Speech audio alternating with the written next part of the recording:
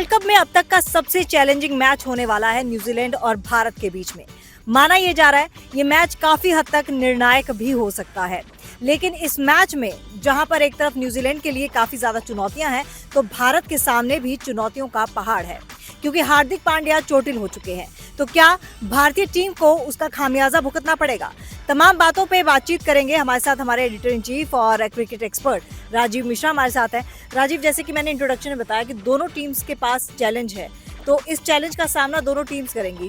ज्यादातर चुनौतियां जो हैं वो किस टीम के लिए होने वाली है? देखिए, पहले चैलेंज तो आपने मेरे सामने रख दिया है कि मुकाबला धर्मशाला में हम एनसीआर ग्राउंड पे आ गए हैं। बहुत ही खूबसूरत ग्राउंड है और ग्राउंड पे आके धर्मशाला की याद बरबस इसलिए आ जाती है कि देखिए ओपन ग्राउंड है और धर्मशाला क्योंकि आपका होम टाउन है, आपको ज़्यादा बेहतर पता है कि धर्मशाला में किस तरह की पिच और कंडीशंस होती हैं।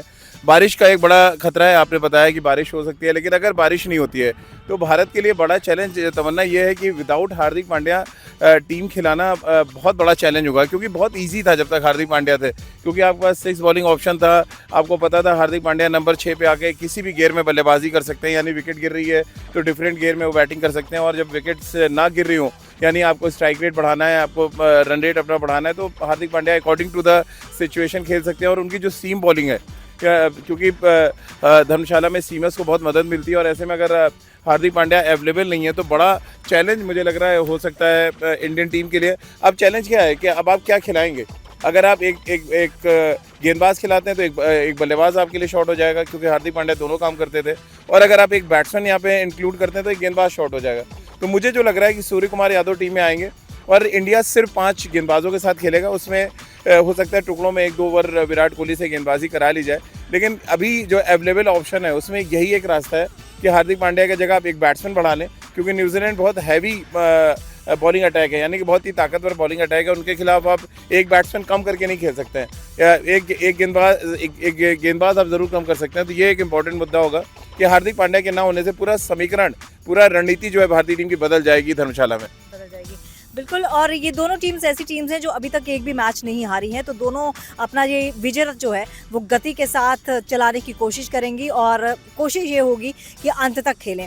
राजीव, अगर हम दोनों टीम्स की बात करें तो एक पहले नंबर पर है, एक दूसरे नंबर पर है, और अब कांटे की टक्कर, मुझे लगता है कि अब तक जितने भी मैच हुए हैं सबसे ज़्यादा कांटे की टक्कर इसी में होगी।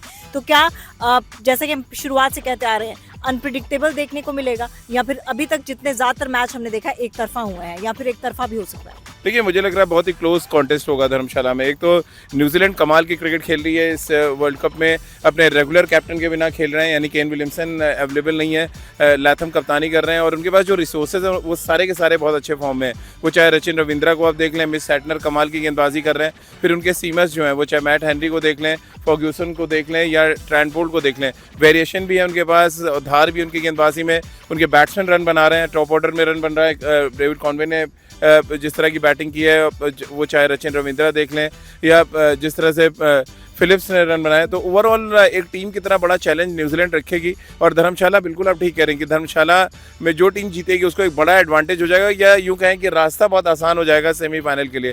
तो धर्मशाला जीतना भारतीय टीम के लिए बेहद जरूरी। हम हमेशा रन युद्ध की बात करते हैं, लेकिन धर्म युद्ध है ये एक तरह से, क्योंकि धर्मशाला में खेल रहे हैं तो आप धर्म युद्ध जीतें, उसके बाद जो है बाकी का रन युद्ध आप आसानी से जीत लेंगे।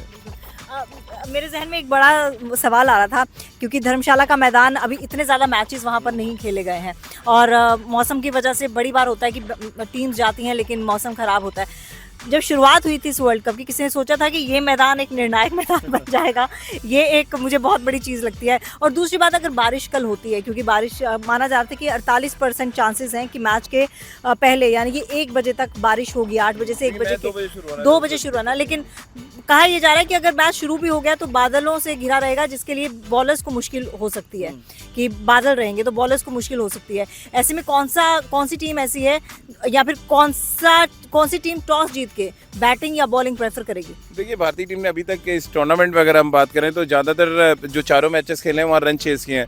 तो मुझे लग रहा है भारत तो ये चाहेगा कि इस मैच में एक चैलेंज दिया जाए। अगर टॉस हार भी जाते हैं या जीत जाते हैं तो बैटिंग करके एक बार देखते हैं कि पहले बैटिंग करके टारगेट सेट करके आप क्या करते हैं। क्योंकि रन चेस हमने न्यूजीलैंड के खिलाफ 2019 वर्ल्ड कप में किया था और हम हार गए थे वो मैच।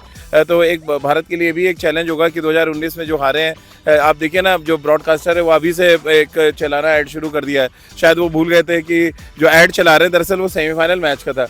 आप ये अभी तो लीग मैच है, तो ये थोड़ा सा ब्रॉडकास्टर भी इतना बेचने में लगे हुए हैं कि इंडिया न्यूजीलैंड का मैच उसको बेच दें, किसी तरह से वर्ल्ड कप की 2019 के सेमीफाइनल को एक मोमेंटम के तौर पे यूज़ कर रहे हैं। तो नहीं होना चाहिए ऐसा। ये लीग मैच है और लीग मैच को लीग मैच की तरह रहने दें। अभी तो एक लंबा सफ़र तय करना है और मुझे लग रहा है कि भारतीय टीम का जीत का जो विजय रथ है वो बहुत तेज़ी के साथ दौड़ता रहेगा। तो चलिए, धर्मशाला में ये धर्म युद्ध और धर्म युद्ध में विजय रथ किसका थमता है ये पता चल जाएगा, लेकिन उम्मीद यही है कि भारत यहाँ पर भी नहीं रुकेगा। तो चलिए, इसी अच्छे नोट पर आपसे इजाज़त लेते हैं। आप बने रहिए क्रिकेट ज्ञान के साथ।